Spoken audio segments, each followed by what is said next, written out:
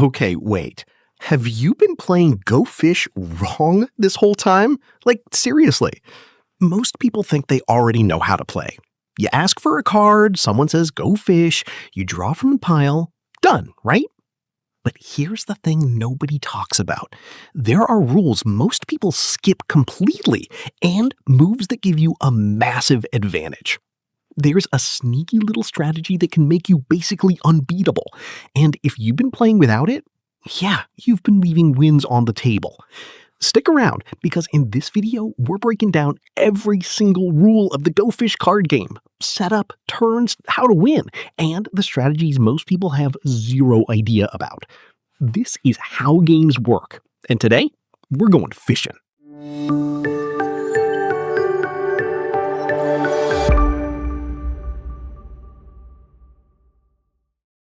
All right, let's start from the very top. Go Fish is a card game. A matching card game, to be exact. And the whole point, the whole entire goal, is to collect the most sets of 4 matching cards. Like 4 sevens, 4 kings, 4 aces. The player with the most complete groups at the end? That's the winner. Simple, clean. Maybe elegant is a strong word for a game that involves yelling "Go Fish" at your grandma, but you get the idea. Now here's something that might actually surprise you. Go Fish has been around for a really long time. We're talking the late 1800s, like your great-great-great-grandparents might have played this. It actually grew out of an older game called Authors, a fancy matching game where you collected sets of famous writers and their books. At some point, someone simplified the whole thing, slapped a fishing theme on it, and just like that, Go Fish was born. And it became one of the most popular card games in the United States, especially for kids. Let that fool you. Adults play this all the time, and there's way more going on under the surface than it looks. How many players? Go Fish works with anywhere from 2 to 6. The sweet spot is 3 or 4. Things stay competitive, and nobody's waiting forever for their turn. Hey, real quick, if you're new here, welcome. This channel is all about one thing: breaking down games in the simplest, clearest way possible. Board games, card games, party games. No confusing rulebooks, no jargon, just straight up easy explanations, so you can skip the frustration and get straight to the fun. If that sounds like your kind of thing, hit that subscribe button right now and give this video a thumbs up. It helps the channel grow. Okay, back to fishing. All right, setup time. What do you actually need to play Go Fish? Just a standard deck of 52 playing cards. That's it. No app, no board, no expansion pack. Just a regular deck of cards you probably already have somewhere in the house. Maybe shoved in a drawer next to some old batteries and a takeout menu from 2019. You can use themed Go Fish decks too, but a regular deck works absolutely perfectly fine. Okay, dealing the cards. If you have 2 or 3 players, each person gets 7 cards. If you have 4 or more players, each person gets 5 cards. Whatever cards are left over after dealing, place them face down in the middle of the table. That leftover pile has a special name in this game. It's called the Ocean, which, yeah, I know, adorable, very committed to the fishing theme, very on brand. I respect it. Once everyone has their cards, pick them up, but keep them secret. Only you see your own hand. Now, right away, before anyone even takes a turn, check if you already have a complete set of 4 matching cards. If you were dealt all 4 threes by pure luck, you immediately put those face up in front of you as a completed set. Doesn't happen often, but it absolutely can. All right, now the game actually starts. Traditionally, the youngest player goes first, or just pick someone. Honestly, it doesn't matter.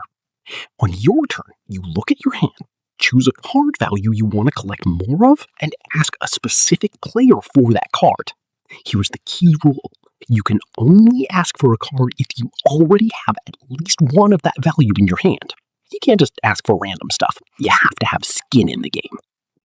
So let's say you've got 2 8s, and you ask your friend Jake, "Jake, do you have any 8s?"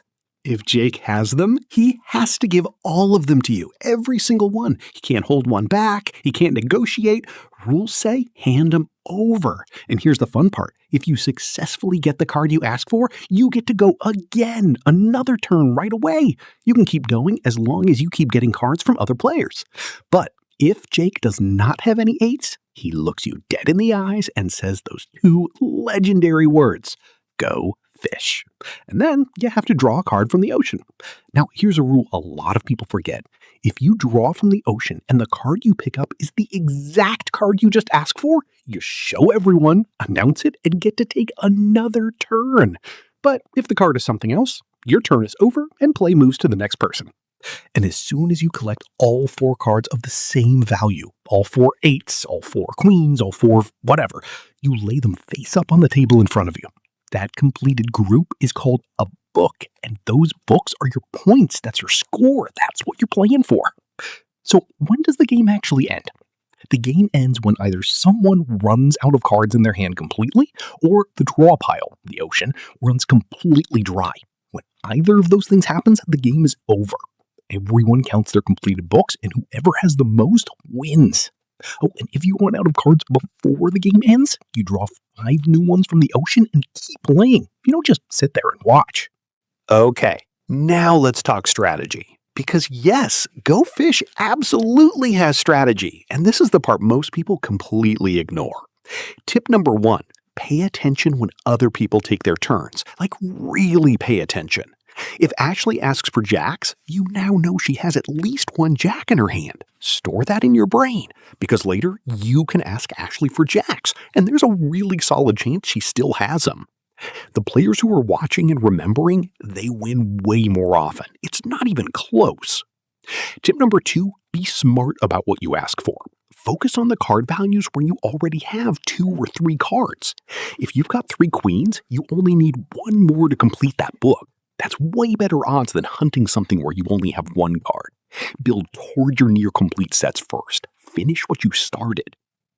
Tip number 3, keep an eye on the scoreboard. If someone already has like 5 or 6 completed books and you're sitting on an almost done set, hustle, prioritize. Because the moment the ocean dries up or someone empties their hand, the game ends right then.